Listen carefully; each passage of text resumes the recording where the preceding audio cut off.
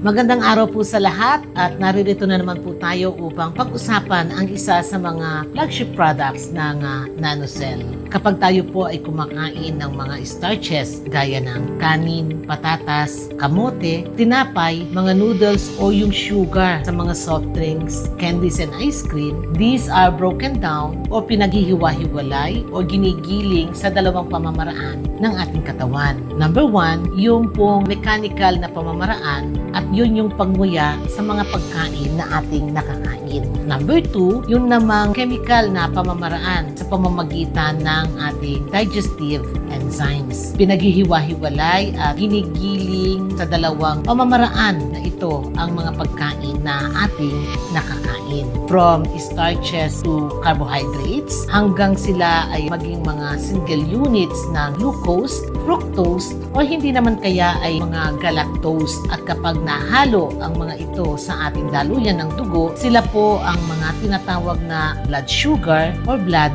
glucose. Ang mga blood sugar or blood glucose po na ito ay dapat makapasok sa ating mga cells upang sila ay magamit bilang kanilang energy for their functionality upang mapanatiling buhay, malulusog at malalakas ang ating mga cells. Subalit ang mga blood sugar or blood glucose po ay walang permiso na makapasok sa ating mga cells kung wala ang presensya ni insulin. Number 1, ang mga insulin po ay kinakailangan ng ating katawan sapagkat ito ang nagsisilbing chaperone at susi upang mabuksan ang mga pintuan ng ating mga cells para po sila ay makapasok sa ating mga cells, masipsip o maabsorb ng ating mga muscle cells, fat cells, at liver cells. Number 2, kapag ang mga blood sugar or blood glucose na ito ay nasa loob na ng ating mga cells, sila ay i-convert bilang mga biochemical energy na kung saan sila rin po ay mai-store or mai-imbak sa ating adenosine triphosphate o yung tinatawag na ATP. Ang ATP po ay parang powerhouse storage dahil ito ang magiging source at storage ng ating energy na gagamitin na kung saan ang tawag po dito sa biology ay energy metabolism dahil naproseso, nabuo at na-generate na ang mga energy na na-store na din sa ating ATP. And then number 3, yung paggamit naman ng ating mga cells sa mga energy na kung saan ang tawag po doon ay cellular respiration. Our cells require a constant supply of energy to generate and maintain their biological order upang mapanatiling buhay at malalakas ang ating mga cells. And then number 4, ang pagpapalabas ng energy ni ATP sa ating mitochondrial, yung powerhouse ng ating mga cells, ay gumagawa ng mga kritikal na tungkulin sa pagre-regulate, pag-produce at pagre-release or pagpapalabas ng insulin sa ating pancreatic beta cell. Para lamang po itong cycle na umiikot o gumagalaw sa ating katawan. Subalit, kung ang inyo pong mitochondrial na siyang unang gagalaw sa cycle na ito ay dysfunctional o hindi tama ang kanyang function, ito ay magiging isang pangunahing kaganapan in the progression of your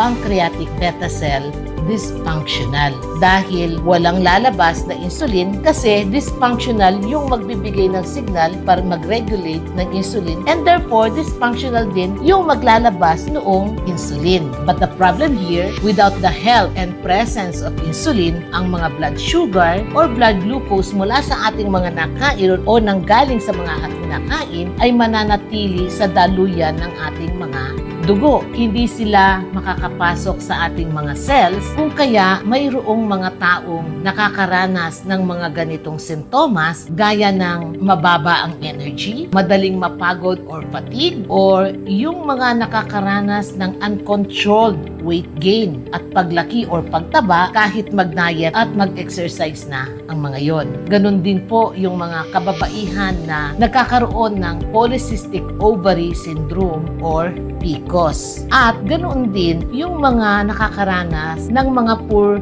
glucose control or diabetes. Sa ganoong sitwasyon, kung patuloy ka pa din po nakakain ng mga matatamis at mga carbohydrates, your body will stop responding properly doon sa kakaunti or baka wala ng insulin. Then eventually, your overworked pancreas, dahil trabaho niya ang patuloy na magtrabaho, will break down and your blood sugar will continue to rise and setting you up for type 2 diabetes and heart diseases eventually. Ang lahat po na ito ay nauugnay sa kawalan ng kakayahan ng ating katawan to efficiently regulate energy and metabolism. Cycle po yan eh. Kung dysfunctional again, yung magbibigay ng signal para mag-regulate ng insulin, dysfunctional din yung maglalabas ng ating insulin. Now, let's discover po the revolutionary product, a natural Ozempic product that may provide support for those who love carbohydrates but face different challenges like high blood sugar, yung mga diabetes mellitus, glucose intolerance, doon sa mga may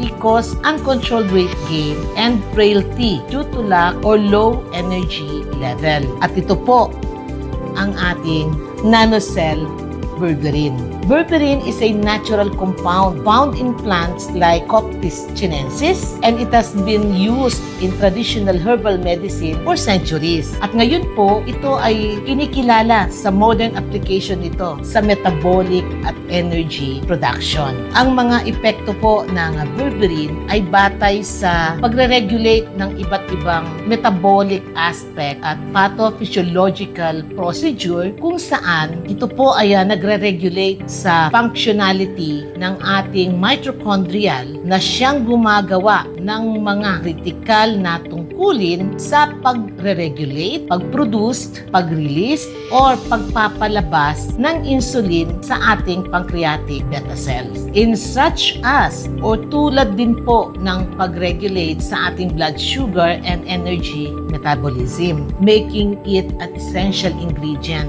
for anyone struggling with high blood sugar or diabetes. At again po yung mga may PCOS, fatigue, or weight management issues. At yan po ang ating NanoCell berberine, the natural Ozempic product.